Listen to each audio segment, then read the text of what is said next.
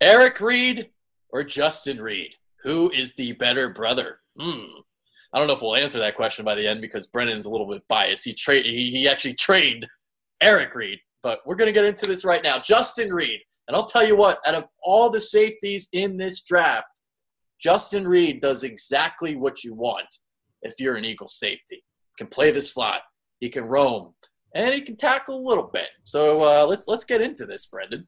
Yeah, so I'm just going to say it right off the bat. No, there's no difference. Eric Reed's my dude, so completely biased. E, what's up? Definitely my guy there. But anyway, so let's talk about younger brother. Talk about a family who's got awesome bloodlines. Dad was an LSU All-American track athlete.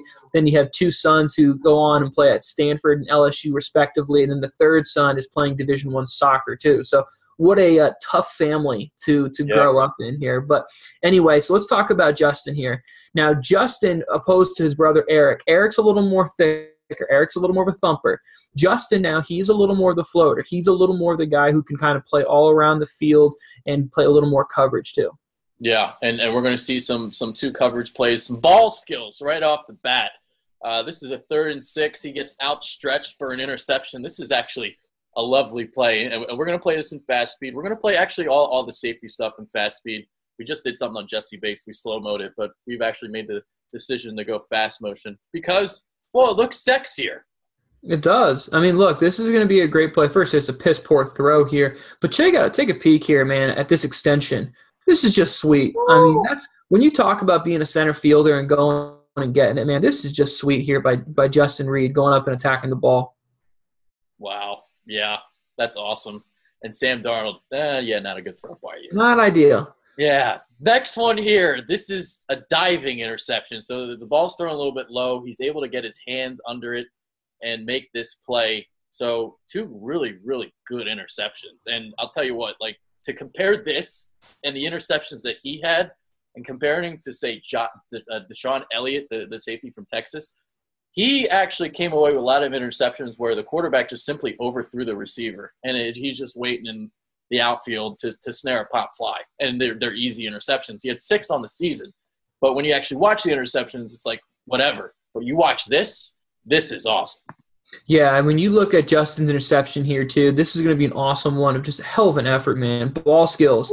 Dude, that's such a difficult catch to make, not to mention you're going between the window of your 2 teammates. I mean, the limited vision he has on making this catch is just freaking impressive, man. Wow. That really is impressive. And you can just see how low that pass is and how low he has to go get it. Absolutely. That's crazy good. So the next thing we're going to look at, obviously we know here in Philadelphia, the safeties play a lot of the slot. Malcolm Jenkins will slide down the slot. We've seen Corey Graham as a safety. Last year, he slid down the slot. We see a lot of this. And this is actually something that Justin Reid did a lot of at Stanford. So he's basically another de facto cornerback for them. He does. Now, when we look at this, okay, so what I want you guys to look at, I want you guys to look at his feet. So one thing that I think that Justin is a good nickel spin down. You can pretty much see it's a cover 3 look where Justin was a safety playing TCU. They go empty. Hey, we'll just motion him down and help man up the slot. The one thing I think he needs to improve at is footwork and not being too aggressive.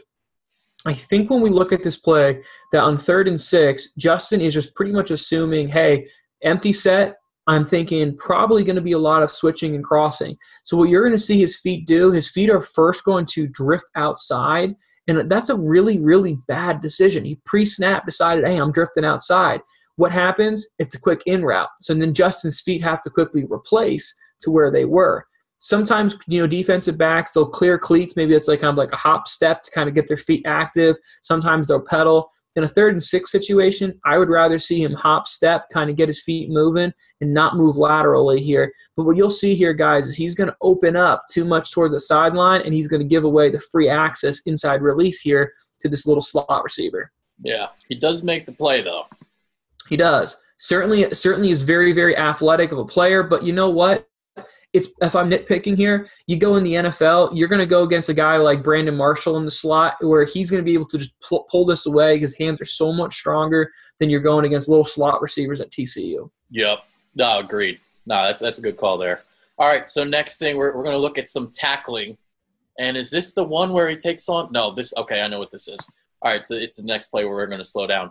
So this is Rashad Penny. He tries to bounce out to the outside, and Justin Reid is there to make the play.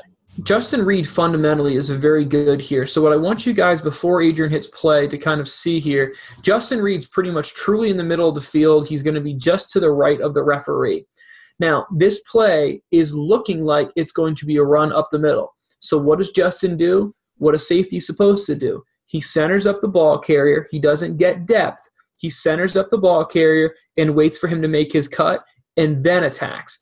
But this is so important because what we're going to see here is we're going to see Penny try to bounce it to the outside because that Justin Reid's first steps are horizontal and not vertical. He is then able to move horizontal and then attack and fire his gun downfield. Yeah. We're going to see it right here. Slide here. Boom. Let's attack now. Bam.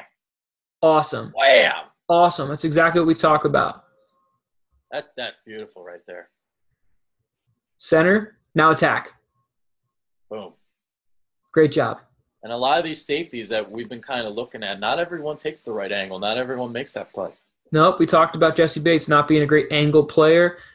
Justin Reid, better angle player. Now, on this play here, guys, what you're going to see is you're going to see Justin Reid get really good arm extension, lock out that receiver, and give himself the option to give a two-way go. And he essentially is locking out that receiver and peeking at the running back who's going to come and say, if you come right, I'll tackle you here. If you come left, I'll tackle you here. This is a really good job here of Justin firing out and being physical at the point of attack.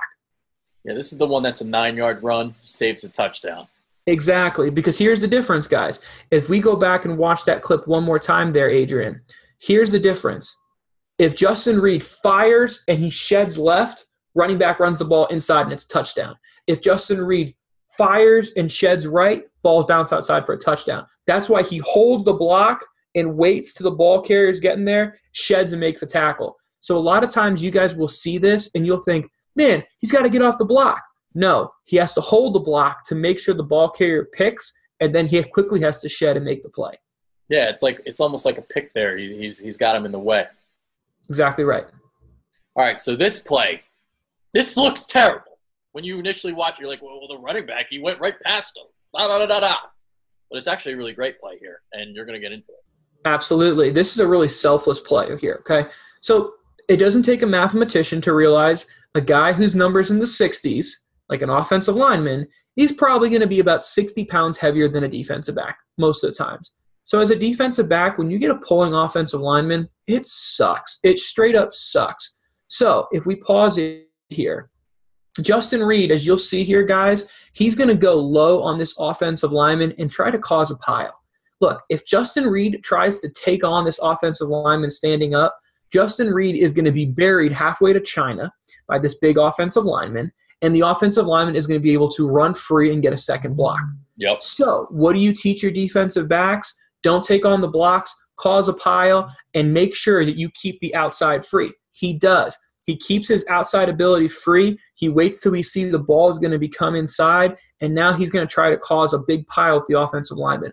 This sucks, okay? As a former defensive back myself, I'm telling you right now, when you essentially know I'm running into a guy who's 30, 40 pounds heavier than me, and not only do I know I have to cut his legs out, but more importantly, that big human being is going to fall on top of me, and that is really going to suck.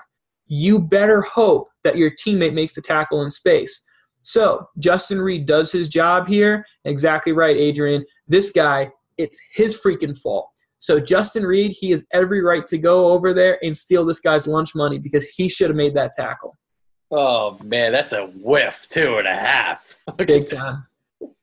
So you see here, Justin Reid, no fear. No, hey, I got to go and do this. I got to get my nose dirty. My teammates better do their job, and they don't, unfortunately. But I want to make sure we all take a tip of the cap here for Justin Reid sacrificing his body there. Oh, he's I don't know what he owes him. He owes him more than lunch money, bro. Yeah, you ain't lying. You ain't lying. Yeah. So we'll let that play out here a little bit. All right, here we go. So this one here, all right, so we talk about some instincts and awareness, and sometimes you can be too aggressive, and this is one of those instances. Yeah, when we're going to look at this play here, Justin's going to get his eyes locked in the backfield, and this is a bit of a problem for him. He's an aggressive player, maybe too much of an aggressive player. Pretty much just gets his lies locked in the backfield and doesn't do, to be honest, guys, shit.